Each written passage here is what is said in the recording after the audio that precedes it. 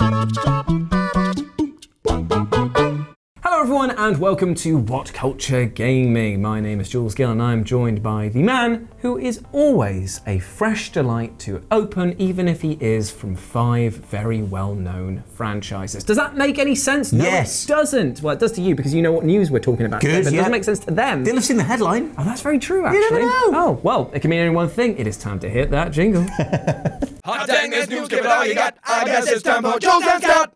Oh, every time. We forgot about it last time, and now that it's back. What's it done to my voice? Anyway, Ubisoft, they live across the pond from us, literally in Newcastle, as we've said many times to you. And you might remember recently they went through a big furore of saying we're going to refresh the formula. Ghost Recon's Breakpoint has not sold as well as we wanted it to. No, I keep forgetting that exists. And also there was another game that didn't sell, Wildlands... Division 2. Division 2 didn't sell as well as they wanted it to, so they went back and said, we're going back to the formula. We're going to go back to the kitchen, we're going to grind it all up, and we're going to do it better. And that's why they've just announced today that they've got 5 brand new titles, 4 of which are already well known. Yeah, they did a big old financial call thing, and they were on the phone. They said, "Look, we have 5 games coming." Not to us. No, not to us. 5 games coming in the next financial year, which ends next March. So there was going to be 3 in the 3rd quarter of the financial year, which puts it towards the end of this year for 3 games. Those 3 are Watch Dogs Legion, Gods and Monsters, and Rainbow Six Siege Outbreak, I believe it's called. Is this the spin-off? Why can't I find is this the spin-off where it's going to be... Quarantine? because it's a spin-off where you fight zombies. Ben Roy was telling me about this, actually. That actually sounds great. Does it? Well, this is the thing. We'll break down each of these games just briefly. There's 2 more to come as well. Well, yeah, we'll leave them hanging. Leave them hanging. We'll get to that 10-minute mark somehow, mate. YouTube, is it? Yeah. So the this quarantine thing... Like zombie stuff, as with Zombie Army 4, is proving that there's another resurgence for it again. People actually, people know what they know and they like what they like. It's not breaking the mold, but I wouldn't have expected Rainbow Six Siege to be delving into zombie territory. No, I mean... It's a very stock DLC thing to do, but I'm just saying it doesn't mean it can't be good. I mean, Undead Nightmare, one of the best DLCs out there. Zombie stuff is fine. Dead War's really solid. I love Rebellion and everything. It's just that if the thing that we're perturbed with is that they keep going back to the same things over and over again, and as much as I don't mind a bit of the old zombie slaying, I'm not really pairing that with a military shooter called Rainbow Six Siege. At the same time, I guess it's something.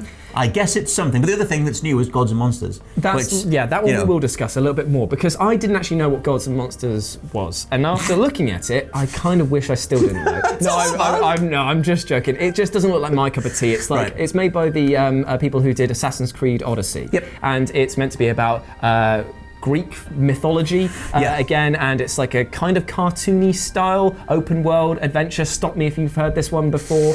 It just kind of looks like Fable meets Assassin's Creed Odyssey. Which in theory could be beautiful, but at the same time, like you said, it's very much like, you're getting powers of Olympus, you're taking down here's a griffin in some of the screenshots, you're doing all that stuff again, but with a nice new sort of visual aesthetic to it, and I like the look of that. At least it's a new IP. I mean, maybe they can do something with it that isn't just trying to force Assassin's Creed into every mold possible. That is very true, and what I do like is its approach with the graphical style. It's going to be sort of more widespread. Like, I don't know if people are put off by the Assassin's Creed because of their visuals, but this seems to be like more of a family-friendly adventure. Like, the monsters didn't look like super scary. They look like the kind of like Disney-esque style. They're not that far away from Fortnite, to be honest. If you were going to apply a Fortnite-style visual look to Assassin's Creed, you would get Gods and Monsters. And if you want to make money, Fortnite is definitely the thing that you want to be aping. A little bit. Like, in terms of that visual style. And if you're going to be going for something that you know well, as in all the research has already been done for like the Greek mythology because of your work on Assassin's Creed Odyssey, and you're part of the team that worked on it, you're probably going to make a pretty like stellar game. So there is that, and Watch Dogs Legion, I mean, like Watch Dogs 2 was surprisingly solid after the complete tire fire that was the first one, but Watch Dogs Legion is like going to pioneer this new Ubisoft technology where every single character can be a playable character. Now, I'm so scared. I like the idea of. I'm so scared about that one. I know, they've kind of got this like procedurally generated audio bank as well, so if you're playing as someone who's older and a bit larger, it makes their voice bassier and trying to fit them, and their animations change. I think it's going to be a little bit like No Man's Sky, where you kind of realize, okay, there are actually like 20 skeletons and everything else is bolted onto that. The thing is with the audio library, I always find that a bit weird, because you get those sliders that you could do it, and they never sound like a real voice. It's just kind of like, hello there, my name is Xanderthorpe. I don't really sound sound right, but you just believe me that I've always spoken. And then someone else is just like, all the way up here. God, I got really look. Hello. It's good. Hello. Anyway, not the point. So that is Watch Dogs Legion coming out. That's Watch Dogs Legion. We're actually looking forward to this one probably the most out of the 5 that have been announced. I think I'm more optimistic on Gods and Monsters than you, but still, I mean, so you've got the 3 games for the end of this year, Watch Dogs, Gods and Monsters, Rainbow Six, and then the other 2 they said are coming in the 4th quarter of the financial year, which puts them at the start of next year, but before March. So those 2 games, which is where Jason Schreier of Kotaku chimed in, because he always does, and pointed out that those 2 games are Far Cry and Assassin's Creed again. So, you know... I was hoping for Splinter Cell, eh? At this point, I might as well just retire it. Just retire it, put it in the ground, bury it, you know. This is your gimmick, though. You're the Splinter Cell revivalist. Well, this is your thing. If they can't even do a logo, then what's the point? And I mean, so Jason Schreier said, anyone holding out for Splinter Cell is once again going to be disappointed. Sorry, it's Assassin's Creed and Far Cry. So if you I love that Jason Schreier's become the bearer of bad news to you. That is literally. He might as well just ring you up and just be like, sorry, Scott, he's not coming. Me in the hospital waiting room, and he's forever coming out the surgeons. They're not going to make it. Well, this is why you need to watch WWE NXT. Do I? Velveteen Dream's back, and he wears glasses that have 3 lenses. Yeah, but if I watch AEW, there's a guy dressing up as Big Boss. Well, there you go. You get your video game fix elsewhere. Well, I know, but neither of them are actually playable Splinter Cell games, which is the whole thing. I obviously get that the reason they can't do anything is because stealth doesn't work, quote unquote, in this new age of looting. MGS 5 proved that it could. Well, I know, but Kojima's got full creative control, hasn't he? And he had to have such a fight with Konami over that he left the company. That's very true. I don't know, but either way, there's not going to be another Splinter Cell for at least another financial year. So maybe E3 2021, the lights eventually go out and we get the goggle noise, but I doubt it. I mean, you will be the biggest popper in the room if that happens. I don't even know if I've got the energy left anymore. It's just kind of like, now. It's like someone coming like 3 hours late to an appointment they were supposed to be at. Not in a morbid way, but I hope you're on your deathbed when it happens, and that's the thing. How is that not morbid? I hope you're dying. So basically, you're on your deathbed, you're like, what's that? Turn on E3, it's my final wish. And it just comes over to it, and you just go like, I get to go out in pure peace. Yeah, still quite morbid, but at least the new Splinter Cell will be real at that point. That's true. Anyway, it's not coming, so I don't know why we've been spending about No, it's not, but the thing that is coming is Far Cry 6, assumedly. Because we don't think it's going to be a sequel to New Dawn, because they already did a Far Cry 5 sequel, so they're going to have to do another. Yeah. So New Dawn was their sort of, their spin-off from Far Cry 5, which took that game's engine and added a bunch of, way more loot mechanics to it and health bars, and just arcaded it up a little bit. A lot of people sort of like that, but for me, I bounced right off it. But yeah, I think going forward, it'll be the next main Far Cry. I think that it's time. Wacky antagonist time. I think it's time for a new Far Cry. I really enjoy the Far Cry games. I haven't played Primal and I haven't played New Dawn because for me, I don't really attune with the spin-off style of things. Because I would still totally recommend Primal. The thing is that it just felt like it was a DLC pack from everything I saw. Yeah, a little bit. But I really enjoyed my time with 3 and I really enjoyed my time with 4. I didn't really get on with 5 as well. Nah. But I'm hoping that maybe we can dial things back again. I really enjoy the exotic locations, just exploring something like. I tell you what, they could do if they went back to the drawing board and looked at Far Cry 2, which is Josh Brown's favourite Far Cry. He's a madman. But at Far Cry 2, at least they sort of played around with the idea of way more specific survival mechanics. It's where they brought in the fire spreading technology. And they had way better AI for the time in regards to how gods interacted with each other, and they would go investigate noises and stuff. I think if they made it way more intense and less over the top, pretty much the opposite of what New Dawn is, I would like that. I'd rather they brought back the sort of Far Cry Instincts type stuff, where you're going underneath a cabin and flipping on your back and shooting people through the floor. See, that sounds. Give me that. That sounds more tactful. Yeah. I want the exact opposite. No. I want it to be Far Cry Mad Max. I want them to set it in the desert this time, with literal dune buggies and just and you got water as the survival mechanic. That's just a Mad Max game. Yeah, I just want that. Go play that. It's really good. Honestly, the Mad Max game is amazing. I know. If you've not had it. Go play that. That game is one of the best haymakers in gaming, where you just level a guy with a really massive punch. I'm such a fan of that man's punch. I recommend One Punch Man. It's Mad Max. So you've got Far Cry, potentially 6 coming out. Yep. You've got Gods and Monsters. Yep. You've got Watch Dogs Legion. Yep. You've got Assassin's Creed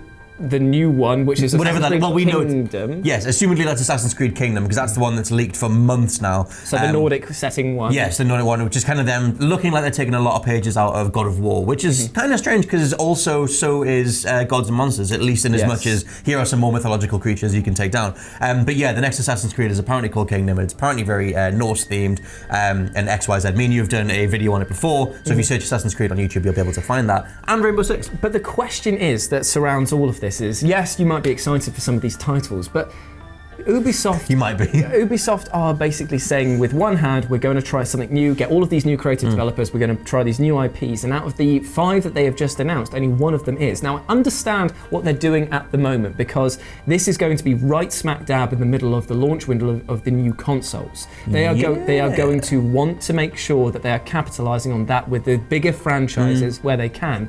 The launch lineup for the PS5 and the Xbox, Series X. Series X is looking impressive with these 5 games alone because you know what you're going to get. But the problem is that only one of them looks to be trying to break the mold, and it's unfortunately aping the style of another. Yeah, I'm not trying to criticize Ubisoft, but the question comes out as, are you really following through with your message that you said you were going to take, or are you basically waiting until the new consoles have settled before you start putting new and exciting ideas on? I do think, because at the start of this generation, when we started hearing about what would eventually become Assassin's Creed Unity, as soon as we saw screenshots and gameplay for it, there was that pervading sense of, well, we know exactly how that's going to play. And it was like, well, we introduced this new mechanic where you can ascend or descend depending on which button you're holding, but it wasn't enough to change things up. And Assassin's Creed has mostly been the same, well, it has been almost exactly the same this entire generation, minus Origins and Odyssey, which started to change things up a little bit. But at the same time, like, you know, these new games, like, it seems like they're still playing into those established formulas. Yeah. It's not like we're looking at something and going, oh my god, I can't wait to see how that plays. Like, it's all very safe. Yeah, I look at the God and Monsters from those screenshots that we saw, and I'm just like, I feel like I've played this game already. Kinda. And it's not a bad thing, because familiarity is unfortunately what sells a lot. But as they themselves experience that if you rely too much on that, sales decline, because why would people want to support a franchise if they feel it's not evolving? I wonder if they pioneered the new AI tech for Watch Dogs Legion, but gave it to a whole new IP and just said, look, here's this incredible world where you can play with any NPC, it's called something, and you can go forward with that. I kind of wonder if the buzz around that would get away from the negativity that Watch Dogs has had with it since 2014. Well, what they need to do is, Ubisoft are really good at coming up with singular ideas, and as we pointed out in the last one, we said that what they do is they take and they make a single idea, build a game around it, take that idea and move it into the next game, and so on and so on. So it evolves the homogeny of their games. Somebody pointed out that Steep was a really good one because of its snow. And, I like flipping in Steep. Yep. I did some rotations. Amazing. But hopefully Watch Dogs Legions will give them another USP to put into other games. Yeah, I mean, if they can perfect the AI stuff, then assumedly that would change the way open world games play. And if you can apply the procedural generation tech of No Man's Sky, I mean, Ubisoft at one point had a No Man's Sky rival in production. I think it was called like Pioneer or Astroneer or something like that. It didn't get done, it got cancelled because No Man's Sky kind of fell on its face at launch. But Ubisoft have very much played with procedural generation stuff before. Even in Assassin's Creed, there's some of the quest lines that come from AI algorithms. I like the idea of them playing with that stuff because at least that advances what an open world game is. That's true. But at the same time, they keep bolting that onto existing IPs, or in Watch Dogs' case, IPs that have negative connotations with them. So it's kind of like, you do have some new ideas, but you're still kind of playing it safe. So, I mean, these things seem promising. So, I mean, that's the thing. It just seems to be, out of all of these, all of the games potentially could be great. I mean, like Rainbow Six Siege probably did really well. What if Gods and Monsters is brilliant? Yeah, and what if it is? What if it is? I would welcome it into my gaming library. But let us know what you think down below. Are you excited to hear that these games are getting refreshes, or are you a little bit disappointed that Ubisoft might be playing it a bit safe? Kind of makes sense given the new console launch window. Don't want to risk it too early, too soon. But still, let us know what you thought about it down below. But before you go, there's one more thing to say, and that is, you can go follow me at RetroJ with a 0 over on Twitter. You can follow Scott at @/LP89. You are damn right you can. And we will speak to you soon. Bye.